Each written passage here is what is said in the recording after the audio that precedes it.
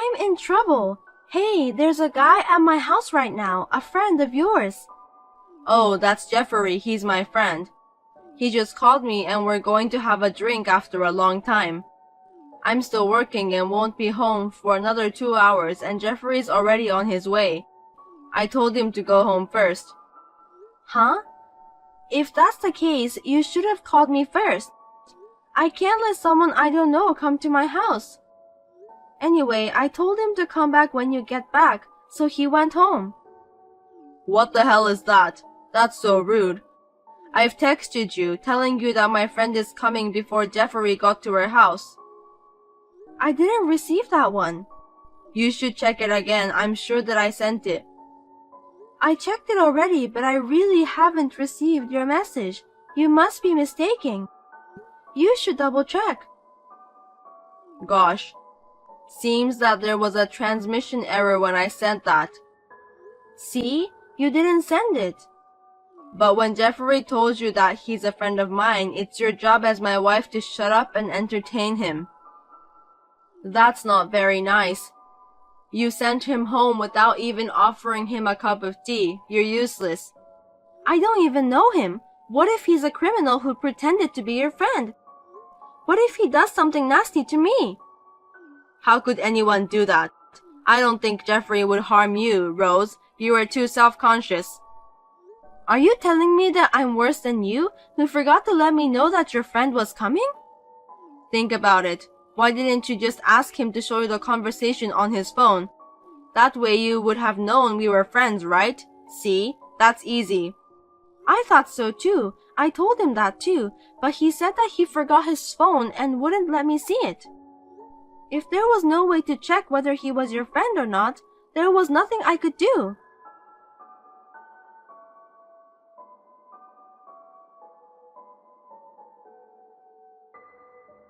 Even after that, my husband kept complaining to me for a while. His friend also treated me as if I were a devil's wife. Jeffrey forgot that my husband made a mistake by not texting me before he came to our house. Both of them blamed me, as if I was the only one at fault. No matter how much I was blamed, I could not trust my husband's friend. I just could not trust him in any way. No matter if my husband has given his permission, I don't think it's a good idea to visit a newlyweds when the wife is all alone in the house. Also, what everyone shouldn't forget is, my husband said that Jeffrey is already on his way. Then why didn't Jeffrey have his cell phone with him? I wonder how he communicated with my husband. I felt some kind of unexplainable fear. That's why I decided to go back to my parents' house. Then, I received a message from my husband, who was in a panic when he came home from work.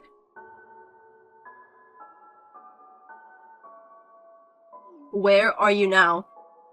What the hell do you think you're doing, leaving me like this? You have no reason to be upset. I was the one who texted you to let you know that my friend was coming, so why are you the one who's still mad at me all this time? Are you listening to me? I told you the other day I didn't get a message.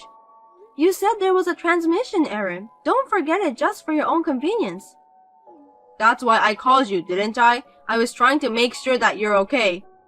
You called me? I didn't get that. There you go. You're so full of it. I didn't hear it. I didn't get it. You just forget about it, didn't you? Then why were you trying to text me? You couldn't call me, so you decided to text me, didn't you? I did what I was supposed to do, Rose. You keep telling me about that and you never listen to me. I thought that when we got married, you'd think a little more about me. I was wrong. I've had enough. You just keep one-sidedly bad-mouthing me for selfish reasons. But you can't prove I didn't contact you, can you? Huh? There's no record of text or missed call from you, Kenny. Think about it. How can someone that can be easily erased like that be proof? You're too self-aware. Nobody's after you. That's not what this is about. Yeah, okay. Seems like you're not going to apologize to me. Why should I apologize? You're the one who's sorry, right? I didn't do anything wrong. Then fine, I won't even talk to you. I'm thinking about a divorce. That's what I'm gonna do. Hey, you think you can talk to me so selfishly like that? What the hell do you want? What's your purpose? I beg your pardon? I don't trust you anymore. That's why I said I want a divorce. I don't understand why you're blaming me when I didn't do anything wrong. That's why I told you that my friend, Jeffrey, was going to visit our house. You see, this just keeps going back and forth, so I don't want to talk about it anymore. Even if you did text me, why would you call your friend when you're not home? Because Jeffrey said that he didn't have a place to wait. A place to wait, huh? What a lame excuse. There are plenty of places to wait, such as restaurants and so on. Isn't that crazy? Coming all the way to our house when I was the only one there. Don't say bad things about my friend. Okay, let's say I let your friend come inside. What do you want me and your friend to do? You can just prepare dinner or something, like what everyone does when they have a guest coming to the house. Just serve tea and snacks to him. Let him watch TV and make him feel like home. You want me to cook dinner for a stranger? Yeah, what's wrong with that? It's not that hard, is it? That's what a wife is supposed to do. Likewise, if my friend came over, would you serve her dinner? I would if she's your friend. I'll say serve her tea too. Then what if that friend of mine is actually a criminal who just lied to you? You don't have to worry about that. You've never had a friend visiting you in the first place. Anyway, do you really have a friend? That means when the person says that she's your friend, I'll know right away that she's trying to deceive me. Kenny, do you realize that you're contradicting yourself? Huh? I'm just stating about the common sense. You're just being too logical and difficult. Also, you're trying so hard to justify yourself. No, I think I'm just talking plain and simple. That's your common sense. I'm different from you and I'm not that complicated. Then divorce me because I can't be with someone who doesn't value my common sense. Huh? Why are you talking like that? That's so extreme. If that's the way you're talking right now, then yes. But divorce over something like this is overreacting, right? You should think twice. I thought so too. We'd get into trouble over something as trivial as this, you know? I can't continue our marriage to someone I can't have a proper conversation with. I'll report this to your parents too. You think you can do such a selfish thing? I'll forgive you now, so don't make any more trouble and come back. Forgive me? I'm not going back to our house. You have until tomorrow to decide whether you're going to apologize or divorce me. If you don't apologize, let's have a divorce. That's right. I just remembered. Jeffrey was at our wedding. What? What are you talking about out of the blue? We knew each other. He was at our wedding, so he knew you too. That's why he wasn't a stranger. What do you think you're talking about, Kenny? Do you know how many friends you invited to our wedding? There were a lot of people and most of them were your colleagues. How could I remember the face of someone I met only once at the wedding? Don't be so heartless. Jeffrey was there to celebrate our marriage. Do you remember the faces of even one of my friends? Would you recognize them if you saw them on the street? What's wrong? Did you just ignore me because you don't remember any of my friends? Are you just going to forget every single thing that you think is inconvenient for you? Jeffrey is really my friend. Even if I did remember him, it doesn't mean that Jeffrey is my friend, okay? We have never talked to each other. I don't want to spend a few hours alone with a stranger. I don't care even if you ask me to do it for your sake. He's a friend of mine. Why can't you just be nice to him for my sake? If you can't even do that, that's very selfish of you.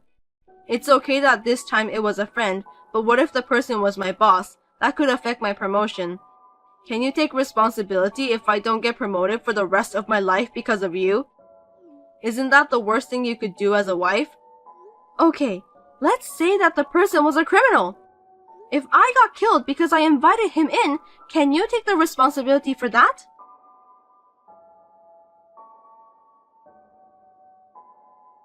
Kenny didn't reply to me.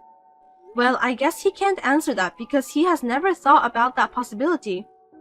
Seems like the divorce is not moving forward. Maybe I should ask for a lawyer. The next day, I looked at my cell phone during my part-time job lunch break. I got a long message from Kenny. I didn't even want to read it.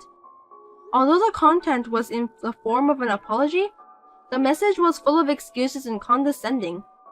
No matter how hard I tried, I could not forgive him. One thing that bothered me was that his friend Jeffrey said he wanted to apologize to me. I was thinking about why Jeffrey wants to go through the trouble of meeting me. I felt that something was not right. I wanted to set up a meeting with an attorney to discuss the divorce matter. I contacted my husband but did not receive a response.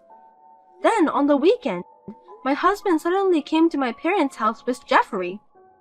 When they came, my younger brother and his wife Megan were there. My parents were out. So the five of us, my husband, Jeffrey, my younger brother, and his wife, decided to have a discussion. There was no apology from my husband and Jeffrey. The discussion remained at a standstill. It didn't make any sense.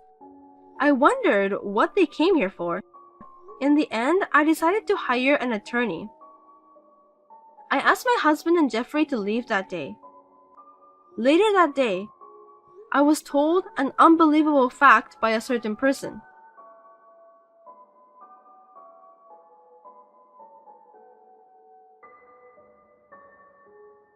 What are you waiting for? All you have to do is get a divorce.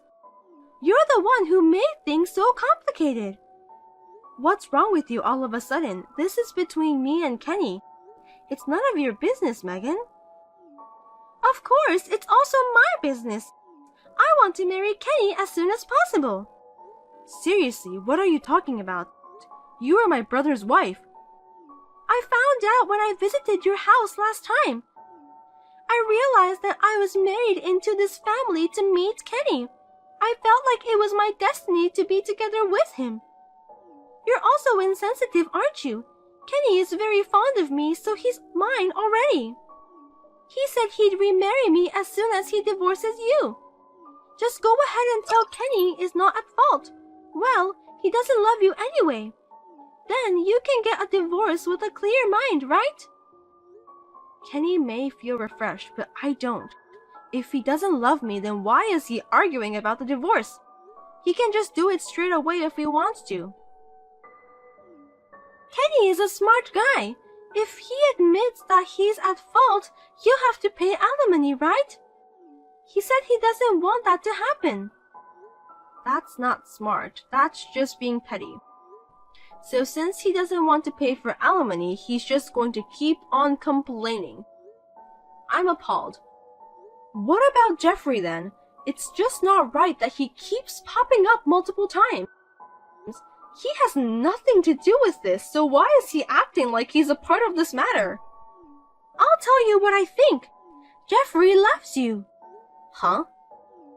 He fell in love with you when he saw you at the wedding. But he gave up on you because you're his friend's wife. But when he and Kenny were having a drink together, Kenny told him that he wanted to divorce you.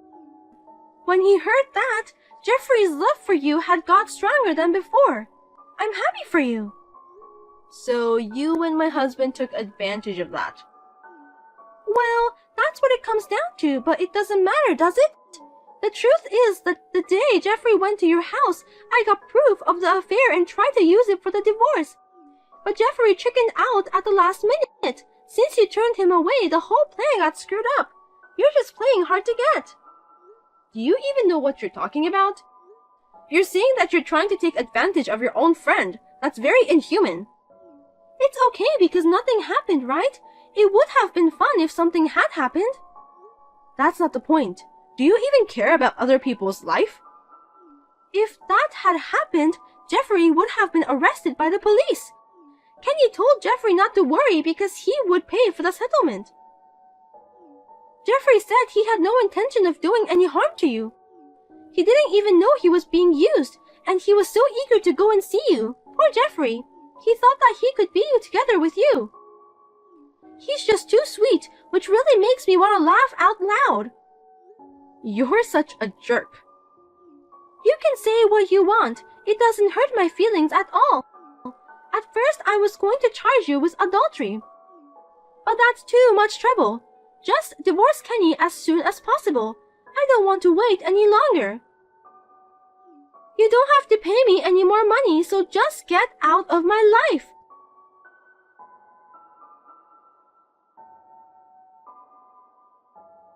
When Megan contacted me, a chill ran down my spine. I felt as if I were frozen by her curse. It was all planned. I have no trust in my husband anymore. He is more of a stranger to me now. I'm afraid to stay in the marriage any longer, and I don't want him to come up with another nasty plan. I decided to consult an attorney immediately. I was confused with a mix of anger and disappointment. Once I realized that it was a setup, I completely switched myself to an anger mode. I swear that I will not be defeated. Let the war begin from here on. What do you think you're doing, Rose? It's so obvious, isn't it? What you tried to do to me. I'll never forgive you. You have to take responsibility as an adult. I didn't do anything wrong. You just didn't do anything directly to me. You knew about the plan, so it's the same thing. This whole thing has hurt me a lot. I've been scared. That's why I'll make you pay for the alimony. But your brother is going to ask for alimony too because he's divorcing me. I can't pay that much. Don't you dare say that to me. You're still married and you're responsible for hurting my brother's feelings. I also gave him the screenshot of the messages I had with you. You'd better admit it soon, Megan. You don't like waiting, do you? You're the worst thing ever. That's why you're dumped by Kenny. I know, I'm not stupid, so maybe I was too smart for Kenny. But to be honest, I'm grateful to you for giving me the opportunity to divorce my husband like that. Thank you, Megan. You and Kenny are a perfect match.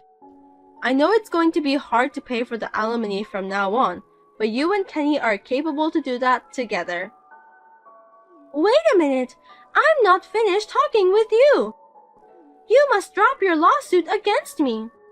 The alimony from Kenny is enough. You don't have to take it from me too. Hey, don't ignore me. Say something, Rose. Please.